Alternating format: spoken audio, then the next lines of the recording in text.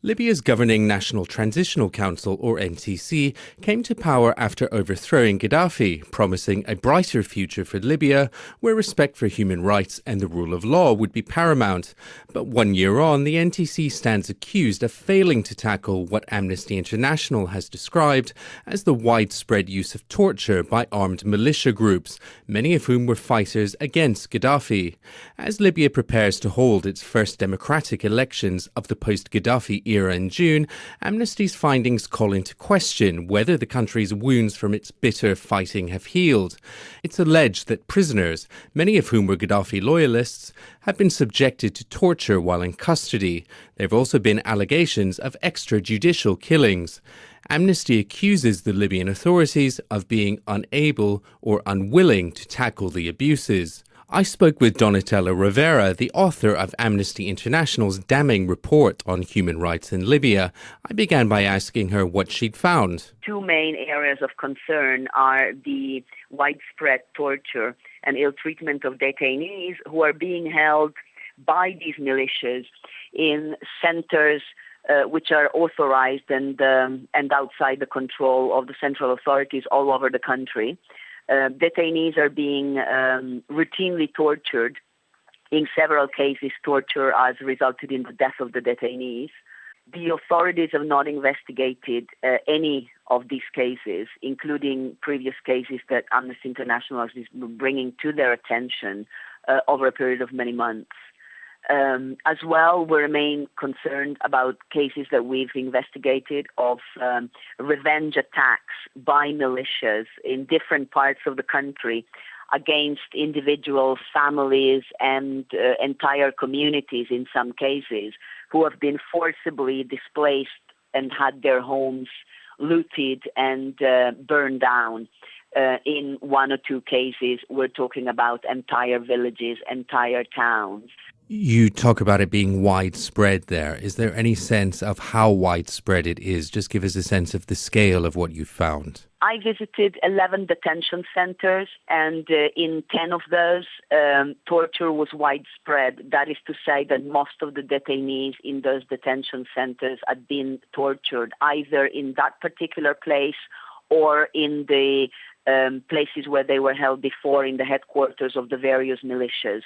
The bruises, the open wounds, the injuries that we've seen on the detainees that we've examined in the various detention centers include marks of whipping with whips and electric cables, marks of electric shocks which they received where interrogators put live wires on different parts of the body.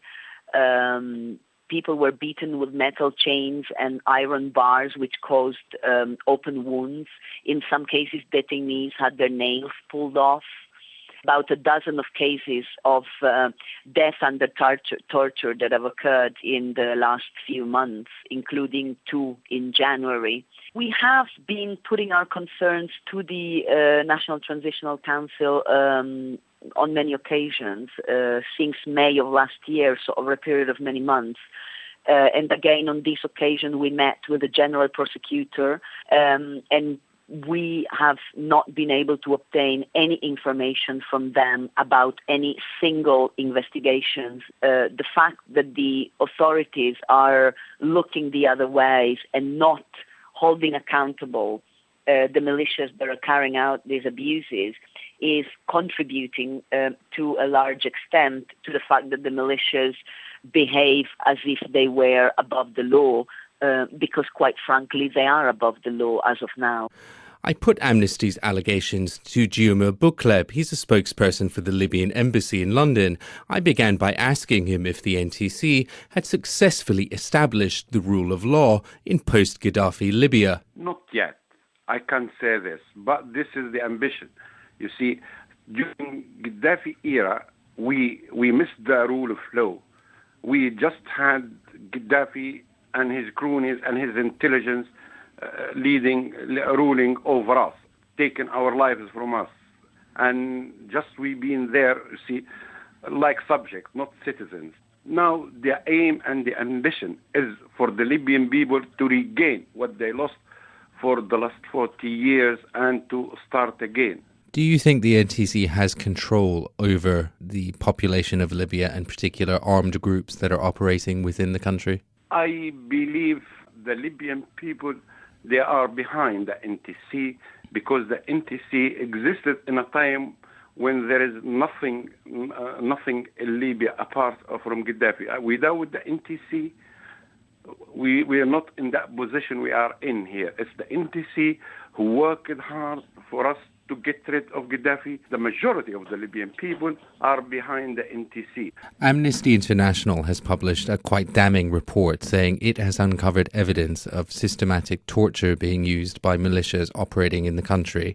And it says that these militias are largely out of control and that the central government, the NTC, is unable or unwilling to do anything to prevent them or to stop them from doing it. How do you respond to those allegations?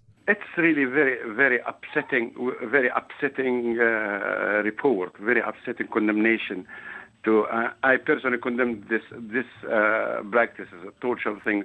We, the Libyan people, rebelled against Gaddafi because there is no rule of law during Gaddafi era. But why isn't that happening? Because 1 year on, as I said, there are these groups that are operating out of control. Torture is being used and so forth. 1 year on, why is that still happening at this stage? I don't know why. But personally, I condemn this practices and I'm against it.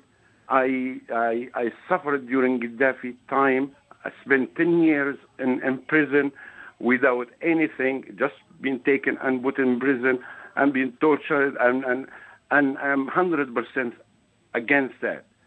And I believe this is what being said, reported is exercise of a minority of militias, not all of them, just a few of them in certain areas. Do you think the government, or can you make any kind of claim that the government will do what is necessary in order to stop this from happening? I think for the time being, it's unfair to ask the government to do this thing. Once we be able to have our national army, I mean, all these militias being absorbed in the national army and in the police and the security, I think the government will be able to do something. But it is an important aspect of promotion of the rule of law and respect for human rights, isn't it? I mean, the revolution has no means if we don't establish the rule of law.